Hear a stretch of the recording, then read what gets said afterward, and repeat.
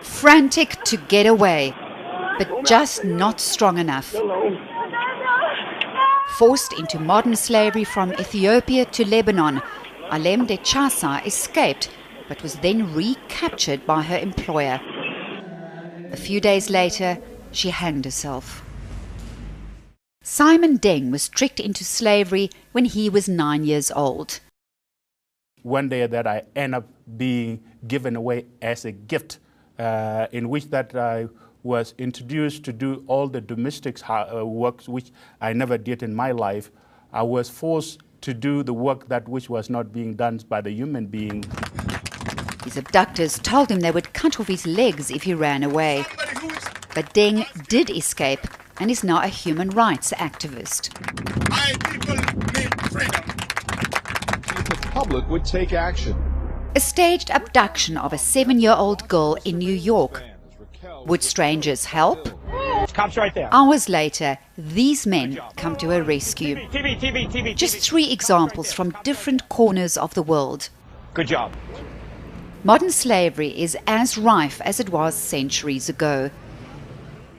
According to the latest Trafficking in Persons report, these are the 14 worst countries whose governments do not fully comply with the minimum standards to combat trafficking, with Syria being the worst offender, with no effort taken to identify and protect victims of trafficking. Haiti, Somalia and the Ivory Coast are special cases.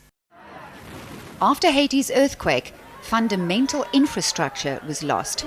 Too much. This led to a gap in protection against human trafficking.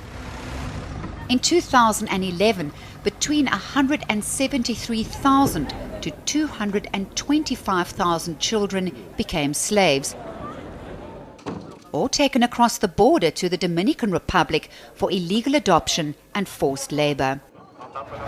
Somalia hasn't had a viable government since 1991, so there's been no effort to stop human trafficking. With more pirate groups operating along the coast, more Somali women are being used for sex trafficking. The Ivory Coast is another case in point. The 2010 civil war has undermined efforts to combat human trafficking. Trafficking within the country is more prevalent than transnational trafficking. Women and girls are trafficked primarily for household slavery and sexual exploitation. 85% of prostitutes are young girls. Boys are trafficked to work on plantations, in mining, construction and carpentry.